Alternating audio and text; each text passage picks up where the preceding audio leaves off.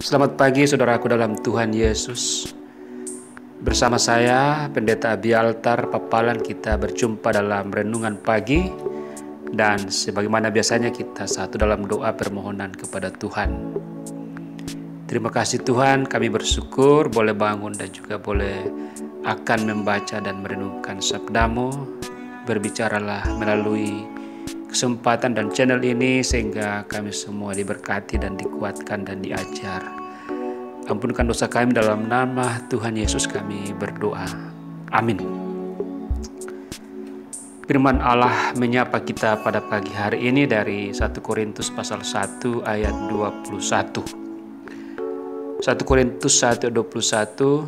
Oleh karena dunia dalam hikmat Allah tidak mengenal Allah oleh hikmatnya, maka Allah berkenan menyelamatkan mereka yang percaya oleh kebodohan pemberitaan Injil. Diceritakan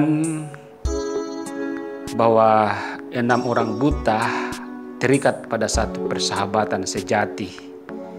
Kemana-mana mereka selalu bersama dan melakukan berbagai hal bersama-sama.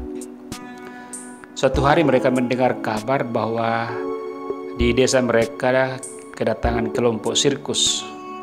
Dan sirkus itu membawa banyak hewan buas, termasuk gajah yang akan dipertontonkan kepada halayak. Mereka pun sepakat untuk pergi ke tempat sirkus itu dengan motivasi untuk melihat seperti apa gajah itu, untuk mengetahui gajah itu seperti apa. Sampai di tempat sirkus, seorang buta mengatakan bahwa ternyata gajah seperti menara karena dia meraba bagian kaki atau kaki hewan itu.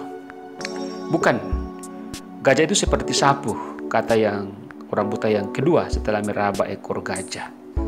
Kamu salah, gajah itu seperti daun yang besar sekali, kata orang buta yang ketiga sesudah meraba kuping gajah. Bukan, gajah itu seperti batang pohon, kata orang buta yang keempat setelah meraba paha gajah. Kalian keliru semua, gajah itu seperti busur panah raksasa, kata orang buta yang kelima setelah meraba belalai gajah yang melengkung. Bukan, gajah itu seperti batu raksasa, kata orang buta yang keenam setelah meraba perut gajah. Tidak ada kesepakatan. Keenam tunanetra itu berdebat panjang. Masing-masing memegang kebenarannya sendiri, dan mereka tidak sadari ternyata mereka menjadi tontonan orang yang menyaksikannya. Melihat itu, pawang gajah mendekat dan berkata, "Kalian berenam benar semua. Masing-masing kalian meraba bagian tubuh gajah dan mengambil kesimpulan sendiri. Tetapi masalahnya tak seorang pun kalian yang bisa melihat gajah secara utuh." Keenam tunanetra itu lantas terdiam.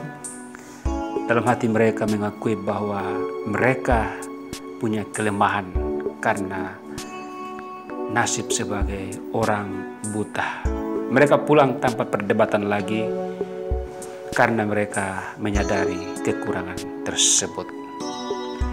Nah, saudaraku dalam Tuhan Yesus, ilustrasi tadi mau mengatakan bahwa memang kita tidak sempurna dalam memahami sesuatu, termasuk di dalam memahami keselamatan dalam Tuhan Yesus. Ada banyak orang yang mempertanyakan tentang Injil keselamatan dalam agama Kristen sebagai kebodohan karena kenapa Tuhan harus mati dan kemudian dikatakan menyelamatkan manusia. Oleh karena itu firman Tuhan mengatakan bahwa oleh karena dunia dalam hikmat Allah tidak mengenal Allah oleh hikmatnya, makanya Allah turun tangan dengan hikmatnya yang kemudian dianggap kebodohan untuk menyelamatkan manusia.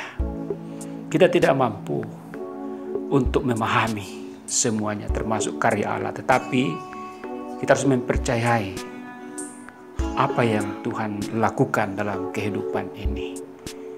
Sama halnya juga dengan kejadian sekarang ini di mana wabah COVID-19 kembali meningkat, ada varian baru.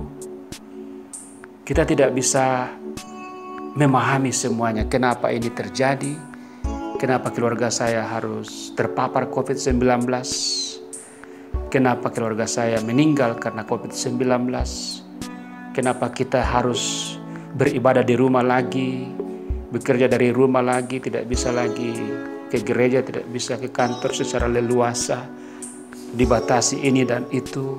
Ya, banyak pertanyaan. Dan seperti orang keenam orang buta tadi, kita juga mungkin meraba-raba.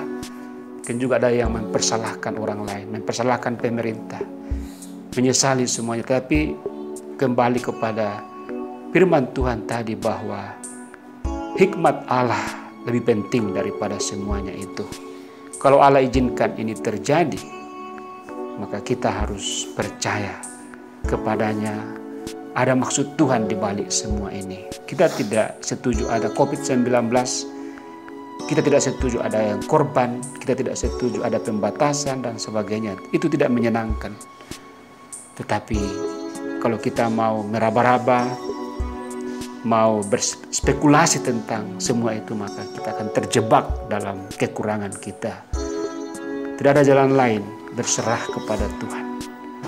Dia akan menyelamatkan kita sebagai orang-orang yang percaya, melepaskan kita dari segala pergumulan, termasuk dari dosa kita, kekhawatiran kita, dan kelemahan-kelemahan kita.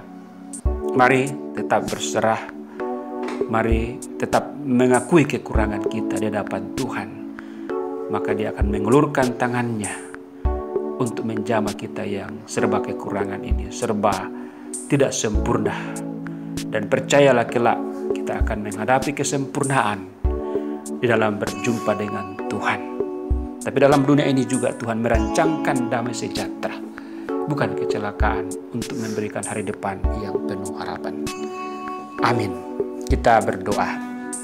Terpujilah nama-Mu Tuhan, kami boleh merenungkan firman-Mu walaupun singkat, tetapi kami percaya Engkau menyempurnakannya dalam setiap sanubari kami, melanjutkan aktivitas kami pada hari ini dan seterusnya. Haleluya. Amin.